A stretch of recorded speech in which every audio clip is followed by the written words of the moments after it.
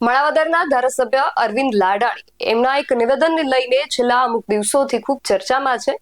એમના પર આક્ષેપ છે કે એમના દ્વારા ખેડૂતો જ્યારે ફોન કરે છે ત્યારે એ ફોન ઉપાડવામાં નથી આવતા અને ખેડૂતોની રજૂઆતો જે છે, એમનો જે મત વિસ્તાર છે ત્યાંના લોકોની જે સમસ્યાઓ છે એ સાંભળવામાં નથી આવતી. અને મીડિયામાં એકવાર અરવિંદ લાડાણી દ્વારા જાહેરમાં એવું કહેવામાં પણ આવ્યું છે કે અમુક લોકો મને ફોન કરીને સળી કરતા હોય છે, એટલા માટે હું જાણી જોઈને આવા લોકોનો ફોન જે છે ઉપાડતો નથી. અને એમનું આ જે નિવેદન છે એ છેલ્લા ઘણા દિવસથી મીડિયામાં અને દરેક જગ્યાએ ચર્ચામાં છે. તો કોંગ્રેસમાંથી પક્ષ પલટો કરીને ભાજપમાં આવેલા આ ધારાસભ્ય અરવિંદ લાડાણીની વાત પર હવે કોંગ્રેસના જ એક ધારાસભ્ય, પાટણના જે ધારાસભ્ય છે કિરીટ પટેલ, એમના દ્વારા પ્રતિક્રિયા આપવામાં આવી છે. શું છે સમગ્ર વિગત જાણીએ અહેવાલમાં. જય હિન્દ, BSI ટીવી ન્યૂઝ પર આપની સાથે હું છું નિધિ ગઢવી. ધારાસભ્ય અને જે પણ રાજકીય આગેવાનો છે એમના દ્વારા આપવામાં આવતા નિવેદનો ઘણીવાર ખૂબ ચર્ચાનો વિષય બનતા હોય છે, કારણ કે એ જનતાના પ્રતિનિધિ છે. એ શું કોઈ પણ બાબતને લઈને કહેતા હોય છે, એમના શબ્દો, એમના વાક્યો એ ખૂબ મહત્વપૂર્ણ હોતા હોય છે. શબ્દો જે છે એ ખૂબ મહત્વના હોય છે, કારણ કે તમે શું બોલો છો, તમે શબ્દો દ્વારા કઈ રીતે તમારા જે વિચારો છે એનું વર્ણન કરો છો કે તમારા વિચારોને વ્યક્ત કરો છો, એ ખૂબ મહત્વપૂર્ણ હોતું હોય છે. અને આવામાં જ્યારે કોઈ રાજકીય આગેવાન દ્વારા એવું કહેવામાં આવે કે અમુક લોકો મારી સળી કરે છે, એટલા માટે હું જાણી જોઈને એમનો ફોન નથી ઉપાડતો, અને એ સિવાય પણ અરવિંદ લાડાણી દ્વારા ઘણું બધું કહેવામાં આવ્યું હતું. સૌથી પહેલા તો એમનો જે જૂનો વિડીયો છે એ સાંભળીએ, પછી આગળ વાત કરીએ. આજ રોજ વંથલી માર્કેટિંગ યાર્ડમાં સરકારશ્રીના ટેકાના ભાવે જે મગફળી જાહેરાત થઈ હતી એનું ખાતમુહૂર્ત અમે કરેલ છે. વંથલી તાલુકાની અંદર 4 મંત્રીઓ દ્વારા વંથલીના ખેડૂતો પાસેથી મગફળી ખરીદ કરવામાં આવશે. અને આ ખરીદી કરતી વખતે આ વર્ષે ક્યાંક ને ક્યાંક માવઠાને કારણે અમુક મગફળી ડેમેજ થઈ હોય તો એની તોલ કટમાં પણ ક્યાંક ક્યાંક ઇસ્યુ ઊભા થાય. આ માટે અમે ખેડૂતો બધાને હું ખાસ વિનંતી કરું કે આનો કોઈ પણ એવો ઇસ્યુ ઊભો થાય અમને જાણ કરે.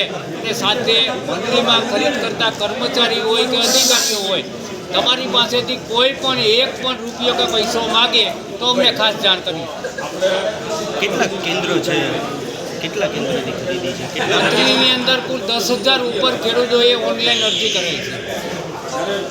ખેડૂતોના તમારા દ્વારા કોલ નથી ઉપાડવામાં આવતા, આવા આક્ષેપો કરાયા નહીં, ખેડૂત દ્વારા નથી તો ક્યાંક ને ક્યાંક મારા વિઘ્ન સંતોષી માણસ હોય, મીડિયાવાળા સમક્ષ આવી જ કહેતા હોય.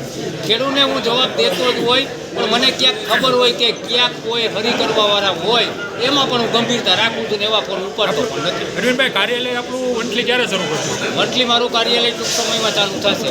આજે 6 મહિના થયા? ના, એવું કાંઈ નથી. કાર્યાલય કરવું ના કરવું એ મારી ઈચ્છાની વાત હોય છું. લોકો એને સતત સંપર્કમાં હોય, એવું નથી કે કાર્યાલય હોય તો બધો વહીવટ થઈ શકે. તાલુકામાંથી ફરિયાદ તમારા ઘણા ખેડૂતો એવું કે રિસીવ નથી કરતા, એ વાત તો સત્ય સાચી છે. ખોટી વાત છે, તદ્દન ખોટી વાત છે. મારી સામે લઈ આવ્યો કોઈ ખેડૂત સામે રહ્યા. ચોરાસામાંથી તમને કાલે 2 દિવસ છે ફોન આવ્યો તો તમારો ફોન ત્યારે બંધ હતા. હા, એ મેં જોયો તો વિડીયો વાયરલ થયો તો ઈ જ કે બસ એ ઈ જ ને. ધીરુભાઈ ને બાલુ બાગોદાના 2 ફોન તમને કર્યા હતા.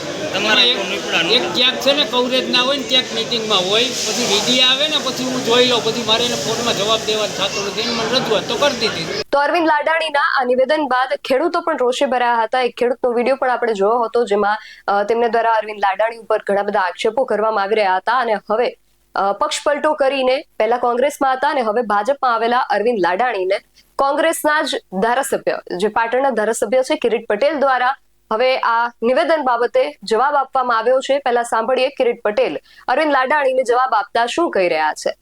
આજે ભારતીય જનતા પાર્ટીના ધારાસભ્ય અરવિંદ લાડાણીનો વિડીયો વાયરલ થયો છે. એમને કહ્યું છે કે ઘણા લોકો ધારાસભ્યને સરી કરતા હોય છે અને એવા લોકોને હું જવાબ આપતો નથી. તો જ્યારે અરવિંદભાઈ કોંગ્રેસના ધારાસભ્ય હતા ત્યારે બહુ એક્ટિવ હતા.